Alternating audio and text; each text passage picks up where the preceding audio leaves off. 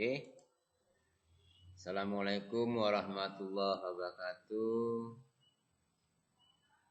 Salam bertemu. Puji syukur kepada Allah Subhanahu wa taala, berkat rahmat hidayahnya kita masih diberikan nikmat sehat. Walaupun dalam musim pandemi Covid-19 ini kita berusaha semaksimal mungkin untuk memenuhi kewajiban guru dan siswa melaksanakan pembelajaran, walaupun pembelajaran ini dilaksanakan tanpa tatap muka atau bisa menggunakan sistem daring atau semi daring. Baiklah anak-anakku sekalian, siswa-siswi SMK Swadipa 1, khususnya jurusan multimedia akuntansi. Di sini saya di dalam memberikan materi produk kreatif kewirausahaan, saya mematokkan nilai KKM 78. Ini berlaku untuk kelas 11 multimedia, kelas 11 akuntansi 2, kelas 12 multimedia, dan kelas 12 akuntansi 2. Adapun KD pada pertemuan pertama ini saya akan menjelaskan KD 31, yaitu memahami sikap dan perilaku wirausaha, dan KD 32 menganalisis peluang usaha produk barang atau jasa. Di sini saya dari penjelasan saya nanti kita akan melakukan evaluasi materi atau saya ambil ulangan harian nanti secara online. Saya mungkin menggunakan aplikasi Quizizz atau Google Form untuk menampilkan soal latihannya. Itu pada tanggal 3 Agustus 2020. Jadi perlu dicatat bahwasannya 2 KD ini akan saya laksanakan ulangan hariannya secara online pada tanggal 3 Agustus 2020. Dicatat. Jadi anak-anakku di rumah bisa melakukan persiapan.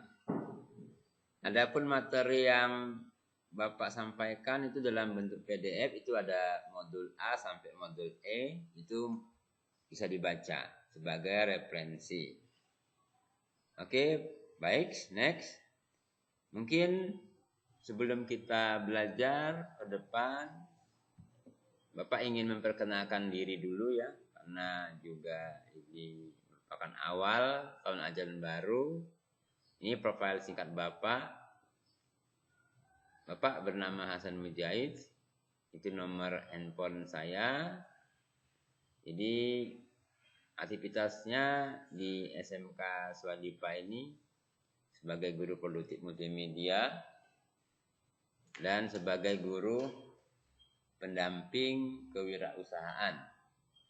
Ini ada beberapa pelatihan dan sertifikasi yang saya ikutin sesuai dengan kompetensi saya. Itu BIMTEK Sekolah Pendidikan Wirausaha BES 2 itu dilakukan oleh Direktorat SMK bersama SIAMIO, Southeast Asian Minister Education Organization, itu Persatuan Menteri-Menteri Pendidikan se-Asia pada tahun 2018.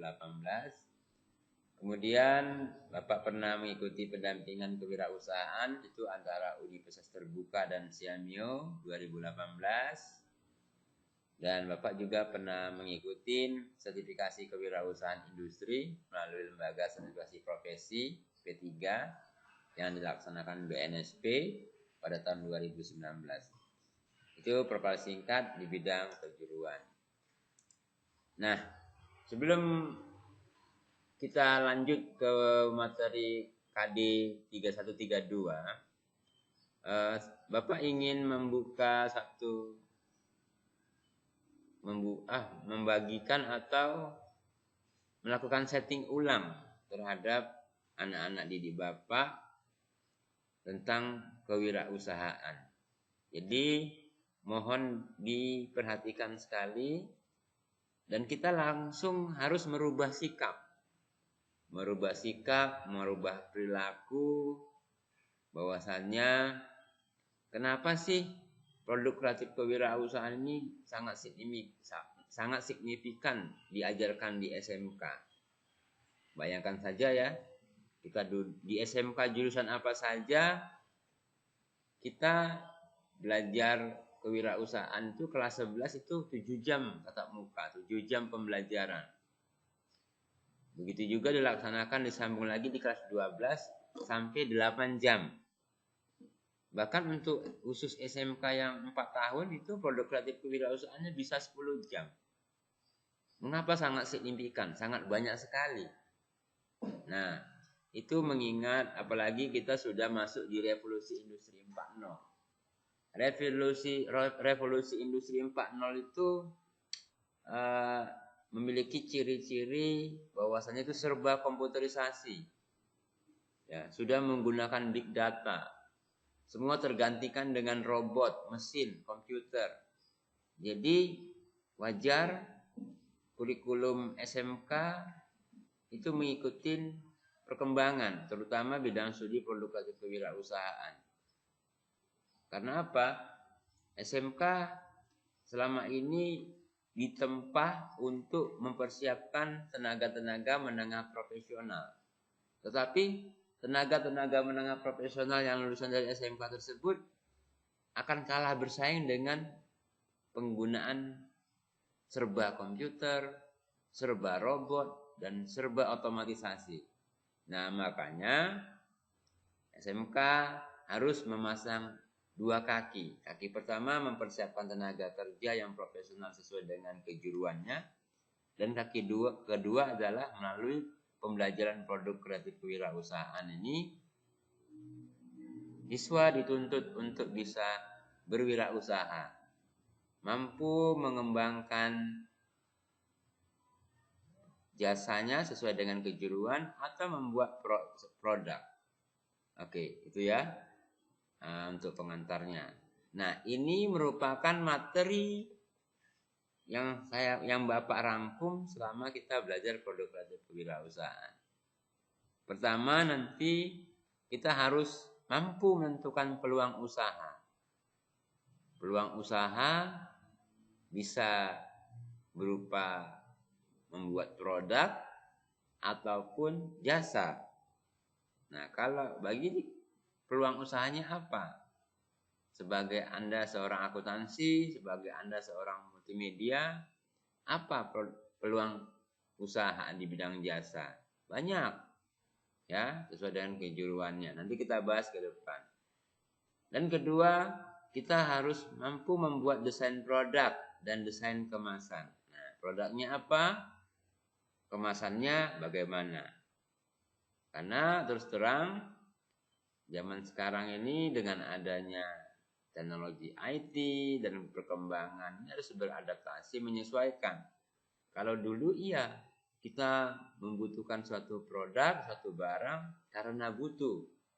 Tapi bergeser paradigma tersebut. Ternyata kita membeli barang bukan karena hanya butuh, tetapi mungkin karena tertarik. Maka tidak heran kita lihat banyak kolektor-kolektor yang khususnya untuk mengkoleksi kemasan-kemasan. Contohnya, kita makan ayam goreng di pinggir jalan, dikemas dengan menggunakan kertas dan plastik asoy. Tapi beda ketika ini didesain oleh sebuah perusahaan seperti contohnya KFC, Kentucky Fried Chicken yang ada di mall-mall. Kemasannya menarik. Bahkan kemasan-kemasan yang kita beli tersebut kalau udah sampai rumah mungkin sayang untuk dibuang. Kita kumpulkan jadi kolektor. Nah, kemudian materi berikutnya nanti kita harus mampu menghitung harga pokok penjualan. Nah, untuk mampu kita menghitung harga pokok penjualan, mau tidak mau kita mempraktekannya. Kita harus mempraktekannya. Produk apa yang harus kita buat ya, desain. Kita buat sampai jadi sehingga kita bisa menghitung harga pokok penjualan. Setelah dibuat, kita hitung harga pokok penjualan. kita harus melakukan survei pasar. Survei pasar itu, ini seperti contoh seperti ini. Kita pastikan produk yang kita buat, desain yang kita buat, kita lempar ke pasar dan kita lakukan survei. Apakah kemasan yang kita buat ini menarik? Apakah produk yang kita buat ini diterima oleh pasar? Jadi kita nanti di dalam melakukan survei pasar itu praktek langsung terjun ke lapangan, membawa instrumen angket, sehingga nanti kita bisa memastikan, oh ternyata produk yang kita buat diterima, tetapi dengan catatan harus dirubah ininya. Kita coba dulu ke konsumen. Desainnya harus kita tampilkan. Sehingga nanti kita dapat masukan-masukan, request dari calon-calon pembeli. Sehingga produk tersebut bisa dikatakan untuk penyempurnaan. Nah, ketika produk tersebut bisa diterima oleh pasar, kemasannya oke, barulah kita langkah berikutnya nanti membuat produk massal dalam skala besar. Nah, tapi ingat, jika produk yang kita buat, desain kemasan produk kita buat di sini tidak diterima pasar, jangan dilanjutkan. Kita harus ulangi, kita cari yang lain. Tapi ketika sudah diterima oleh pangsa pasar, maka kita membuat produk massal dalam skala besar.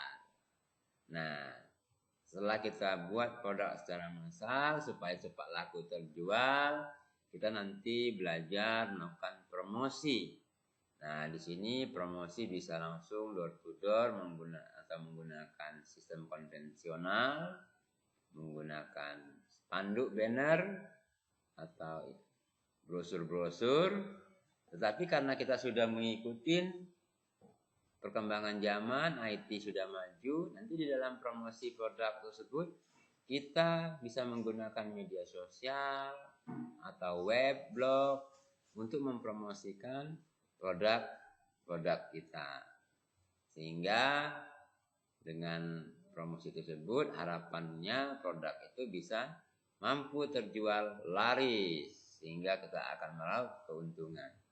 Nah, setelah kita melakukan promosi produk, kita di sini harus mampu membuat laporan keuangan. Jadi anak-anakku, di materi terakhir ini, walaupun kalian itu jurusan multimedia, kalian harus mampu membuat laporan keuangan. Tapi kepada anak-anakku yang akuntansi, membuat laporan keuangan sudah tidak susah lagi karena sudah belajar Mayop. Tapi dalam hal ini nanti Bapak ajarkan juga aplikasi yang mudah. Referensi dari Bank Indonesia yaitu si API. Nanti Bapak akan kenalkan. Jadi inilah materi yang kita pelajarin pada hari ini. KD 31 itu memahami sikap dan perilaku wirausaha. KD 32 menganalisis peluang usaha produk barang dan jasa. Jadi untuk memahami 2 KD ini, anak-anakku harus mempelajari modul yang sudah Bapak berikan. Tadi Bapak share sudah di modul A, modul B, sampai modul E. Itu dipelajarin. Oke, kita lanjutkan. Sekarang kita memasuki KD 31, yaitu memahami sikap dan perilaku wirausaha. Anak-anakku, untuk memahami sikap dan perilaku wirausaha, di sini Bapak berikan dari pengertiannya apa itu kewirausahaan, kemudian tipe dan karakter wirausaha. Nah, untuk pengertian wirausaha pertama secara harfiah atau secara bahasa, kewirausahaan itu terdiri dari 2 suku kata yaitu wira dan usaha. Wira itu diartikan berani, kuat, pemberani, orang yang kuat. Kemudian usaha merupakan kegiatan usaha yang baik itu komersial maupun non komersial.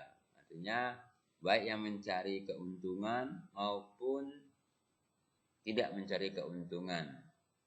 Itu secara harfiah. Nah, secara menurut ahli itu banyak ya, banyak.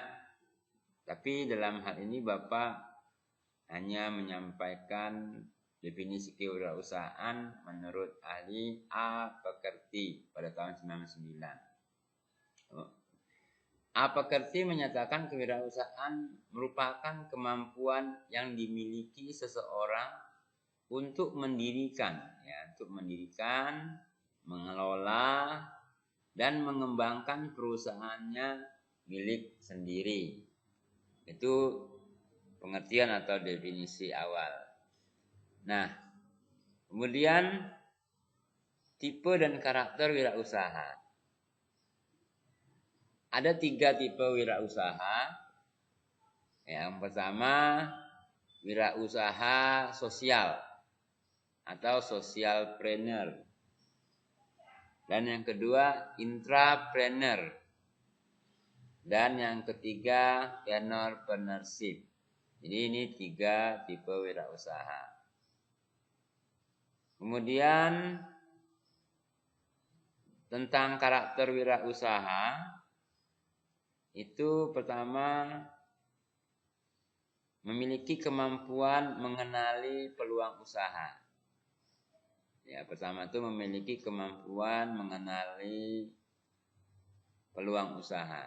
Jadi seorang wirausahaan itu harus tahu kira-kira peluangnya apa.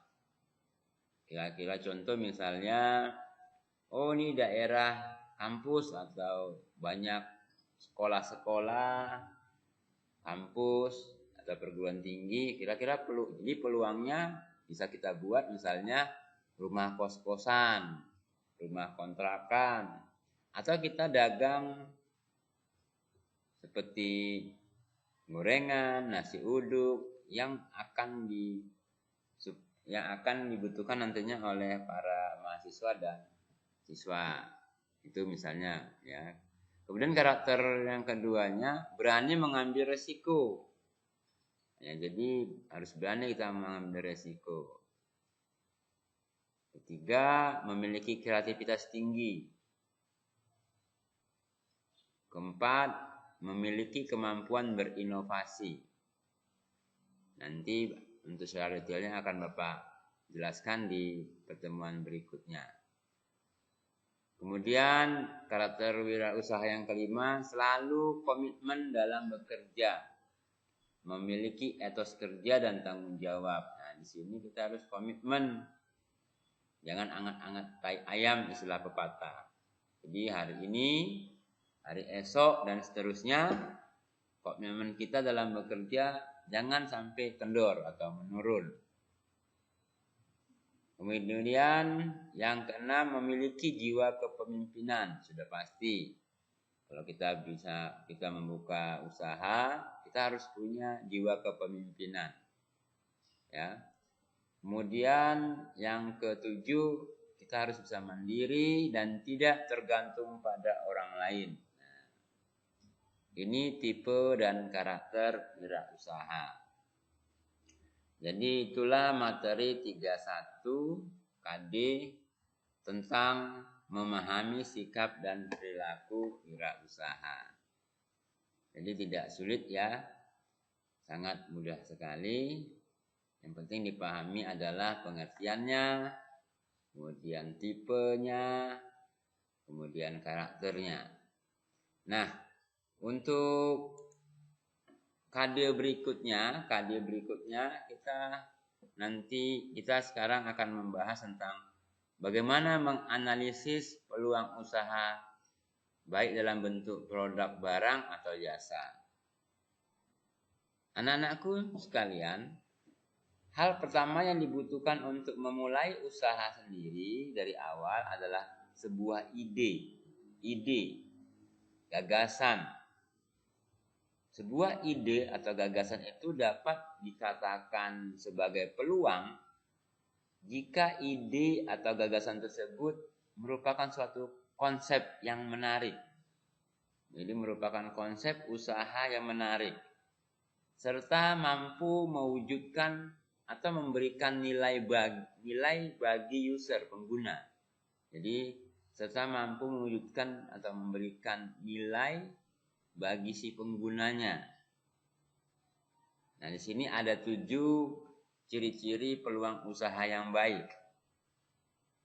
Orisinil dan tidak meniru, mengantisipasi perubahan persaingan di pasar dan kebutuhan pasar. Yang ketiga, sesuai keinginan wirausaha. Keempat, kelayakan usaha sudah teruji. Kelima, kreatif dan inovatif. Keenam, keyakinan bisa diwujudkannya. Yakin bahwasanya itu bisa diwujudkannya. Yang ketujuh, harus kita menjalankan usaha tersebut dengan rasa senang. Jadi pekerjaan apapun atau kita membuka usaha, ya menjalaninya harus senang. Nah, sumber-sumber peluang usaha itu ada 3. Peluang dari diri sendiri, peluang dari lingkungan, dan peluang dari perubahan yang terjadi. Nah, contohnya, sumber peluang usaha dari diri sendiri itu mulai dari hobi. Nah, muncul dari hobimu itu apa? Keahlianmu itu apa? Nah, kemudian pengetahuan dan latar pendidikannya apa? Ini contohnya saya ambil, misalnya kita ambil contoh anak-anak dari jurusan multimedia. Dia hobinya moto, hobi fotografi. Dan dia punya keahlian bagaimana membuat foto yang bagus. Bahkan dia juga punya pengetahuan latar pendidikannya. Jadi dia bisa membuka usaha studio foto. Nah, ini kan peluang yang berasal dari peluang dari diri sendiri. Nah, contoh lainnya nanti bisa diambil atau dibuatkan oleh anak-anakku sekalian. Kemudian sumber peluang saya kedua itu dari peluang dari lingkungan. Nah, ini peluang dari lingkungan. Nah, mungkin ada pertama usaha orang tua. Jadi kita melanjutkan atau diwariskan oleh orang tua. Berarti kita meneruskan. Atau kita lihat dari lingkungan rumah. Nah, lingkungan rumah gimana peluang yang muncul. Atau dari kebiasaan. Jadi usaha orang tua, lingkungan rumah, kebiasaannya merupakan sumber peluang dari lingkungan. Ada juga sumber peluang usaha tersebut. Yang ketiga yaitu peluang dari perubahan yang terjadi. Nah, ini ada perubahan lingkungan, ya, akibat perubahan lingkungan, kemudian akibat perubahan peraturan pemerintah, akibat perubahan teknologi, kemudian akibat perubahan tekanan kerja, dan akibat peluang dari konsumen. Ini dari peluang dari perubahan yang terjadi. Bisa kita ambil contoh misalnya dari revolusi industri 3.0 menjadi perubahan revolusi industri 4.0 yang memiliki ciri khas adalah serba komputer, serba robot, serba menggunakan teknologi. Nah, mau nggak mau kita membaca peluang tersebut. Nah, terakhir dari KD kedua ini kita bisa menganalisa peluang usaha itu menggunakan metode SWOT. Nah, di sini perhatikan. Jadi kita bisa menganalisis peluang usaha itu menggunakan analisa SWOT. Apa itu? S pertama strength, W-nya weakness, O-nya itu opportunities, T-nya itu threats. Strength, kekuatan. Bisa kita ambil contoh lokasi yang strategis. Kita bisa memiliki kekuatan ketika lokasinya strategis, kemudian sumber bahan baku itu mudah kita dapatkan dan terjangkau. Kelemahannya atau weakness itu seperti contoh, janganlah sampai kita menjalankan usaha jika kita sendiri tidak memiliki keterampilan atau pengetahuan. Itu menjadi kelemahan kita. Kemudian opportunities ini peluang. Jadi membuka usaha, contohnya membuka usaha sewaan atau kontrakan di lokasi kampus atau pabrik. Ini kan peluang. Atau kemudian yang terakhir adalah threats, ancaman. Kita harus bisa melihat ancaman terhadap usaha yang berisiko tinggi atau memiliki siklus hidup yang pendek dan tidak terukur. Terlebih lagi jika pesaing kita memiliki kemampuan yang lebih baik dari kita. Jadi ya, ini merupakan ancaman ketika si A itu lebih baik, lebih punya modal, lebih berpengalaman dari kita, nah itu merupakan ancaman. Jadi gimana strategi kita? Jadi mungkin inilah materi 2KD, materi daripada produk kreatif kewirausahaan. Jadi anak-anakku bisa mempelajari video YouTube ini dan mencari referensi yang sudah saya bagikan. Itu bisa dibaca dari modul A sampai modul E. Terima kasih. Semangat, tetap jaga kesehatan. Sampai ketemu di pertemuan berikutnya. Assalamualaikum warahmatullahi wabarakatuh dan sukses.